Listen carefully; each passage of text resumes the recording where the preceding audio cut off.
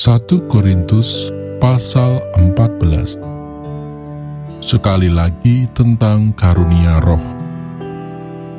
Kejarlah kasih itu dan usahakanlah dirimu memperoleh karunia-karunia roh, terutama karunia untuk bernubuat. Siapa yang berkata-kata dengan bahasa roh, tidak berkata-kata kepada manusia, tetapi kepada Allah. Sebab tidak ada seorang pun yang mengerti bahasanya. Oleh roh, ia mengucapkan hal-hal yang rahasia. Tetapi siapa yang bernubuat, ia berkata-kata kepada manusia. Ia membangun, menasehati, dan menghibur. Siapa yang berkata-kata dengan bahasa roh, ia membangun dirinya sendiri. Tetapi siapa yang bernubuat, ia membangun jemaat. Aku suka supaya kamu semua berkata-kata dengan bahasa roh. Tetapi lebih daripada itu, supaya kamu bernubuat. Sebab orang yang bernubuat lebih berharga daripada orang yang berkata-kata dengan bahasa roh, kecuali kalau orang itu juga menafsirkannya, sehingga jemaat dapat dibangun. Jadi saudara-saudara, jika aku datang kepadamu dan berkata-kata dengan bahasa roh, apakah gunanya itu bagimu?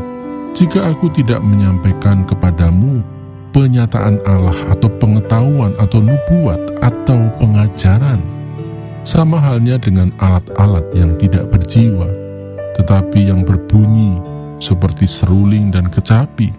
Bagaimanakah orang dapat mengetahui lagu apakah yang dimainkan seruling atau kecapi, kalau keduanya tidak mengeluarkan bunyi yang berbeda? Atau jika nafiri tidak mengeluarkan bunyi yang terang, siapakah yang menyiapkan diri untuk berperang? Demikianlah juga kamu yang berkata-kata dengan bahasa roh. Jika kamu tidak mempergunakan kata-kata yang jelas, bagaimanakah orang dapat mengerti apa yang kamu katakan? Kata-katamu sia-sia saja kamu ucapkan di udara. Ada banyak, entah berapa banyak, macam bahasa di dunia. Sekalipun demikian, tidak ada satupun di antaranya yang mempunyai bunyi yang tidak berarti. Tetapi jika aku tidak mengetahui arti bahasa itu, aku menjadi orang asing bagi dia yang mempergunakannya, dan dia orang asing bagiku. Demikian pula dengan kamu. Kamu memang berusaha untuk memperoleh karunia-karunia roh, tetapi lebih daripada itu, hendaklah kamu berusaha mempergunakannya untuk membangun jemaat. Karena itu siapa yang berkata-kata dengan bahasa roh, ia harus berdoa supaya kepadanya diberikan juga karunia untuk menafsirkannya. Sebab jika aku berdoa dengan bahasa roh, maka rohkulah yang berdoa, tetapi akal budiku tidak turut berdoa. Jadi apakah yang harus kubuat? Aku akan berdoa dengan rohku, tetapi aku akan berdoa juga dengan akal budiku.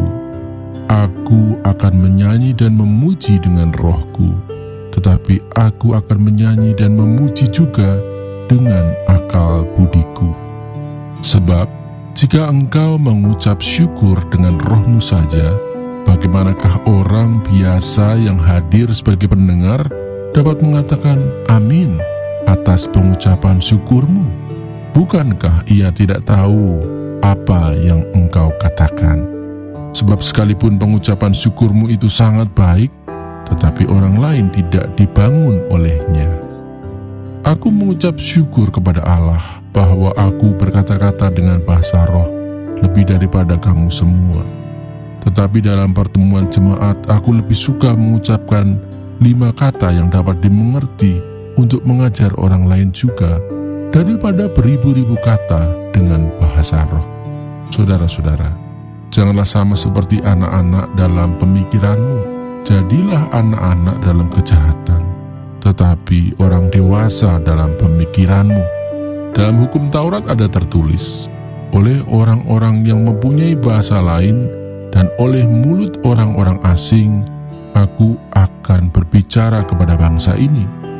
Namun demikian, mereka tidak akan mendengarkan aku, firman Tuhan. Karena itu, karunia bahasa roh adalah tanda, bukan untuk orang yang beriman. tetapi untuk orang yang tidak beriman. Sedangkan karunia untuk bernubuat adalah tanda, bukan untuk orang yang tidak beriman, tetapi untuk orang yang beriman. Jadi, kalau seluruh jemaat berkumpul bersama-sama dan tiap-tiap orang berkata-kata dengan bahasa roh, lalu masuklah orang-orang luar atau orang-orang yang tidak beriman, tidakkah akan mereka katakan bahwa kamu gila? Tetapi kalau semua bernubuat, lalu masuk orang yang tidak beriman atau orang baru, ia akan diyakinkan oleh semua dan diselidiki oleh semua. Segala rahasia yang terkandung di dalam hatinya akan menjadi nyata, sehingga ia akan sujud menyembah Allah dan mengaku, sungguh Allah ada di tengah-tengah kamu. Peraturan dalam pertemuan jemaat. Jadi bagaimana sekarang saudara-saudara? Bila mana kamu berkumpul, hendaklah tiap-tiap orang mempersembahkan sesuatu, yang seorang mazmur, yang lain pengajaran atau penyataan Allah, atau karunia bahasa roh, atau karunia untuk menafsirkan bahasa roh. Tetapi semuanya itu harus dipergunakan untuk membangun. Jika ada yang berkata-kata dengan bahasa roh, biarlah 2 atau sebanyak-banyaknya 3 orang, seorang demi seorang, dan harus ada seorang lain untuk menafsirkannya. Jika tidak ada orang yang dapat menafsirkannya, hendaklah mereka berdiam diri dalam pertemuan jemaat dan hanya boleh berkata-kata kepada dirinya sendiri dan kepada Allah. Tentang nabi-nabi, baiklah 2 atau 3 orang di antaranya berkata-kata dan yang lain menanggapi apa yang mereka katakan. Tetapi jika seorang lain yang duduk di situ mendapat penyataan, maka yang pertama itu harus berdiam diri. Sebab kamu semua boleh bernubuat seorang demi seorang, sehingga kamu semua dapat belajar dan beroleh kekuatan. Karunia nabi takluk kepada nabi-nabi, sebab Allah tidak menghendaki kekacauan, tetapi damai sejahtera. Sama seperti dalam semua jemaat orang-orang kudus, perempuan-perempuan harus berdiam diri dalam pertemuan-pertemuan jemaat, sebab mereka tidak diperbolehkan untuk berbicara. Mereka harus menundukkan diri, seperti yang dikatakan juga oleh hukum Taurat. Jika mereka ingin mengetahui sesuatu, baiklah mereka menanyakannya kepada suaminya di rumah, sebab tidak sopan bagi perempuan untuk berbicara dalam pertemuan jemaat. Atau adakah firman Allah mulai dari kamu? Atau hanya kepada kamu sajakah firman itu telah datang? Jika seorang menganggap dirinya nabi atau orang yang mendapat karunia rohani, ia harus sadar bahwa apa yang kukatakan kepadamu adalah perintah Tuhan. Tetapi jika ia tidak mengindahkannya, janganlah kamu mengindahkan dia. Karena itu, saudara-saudaraku, usahakanlah dirimu untuk memperoleh karunia untuk bernubuat, dan janganlah melarang orang yang berkata-kata dengan bahasa roh. Tetapi segala sesuatu harus berlangsung dengan sopan dan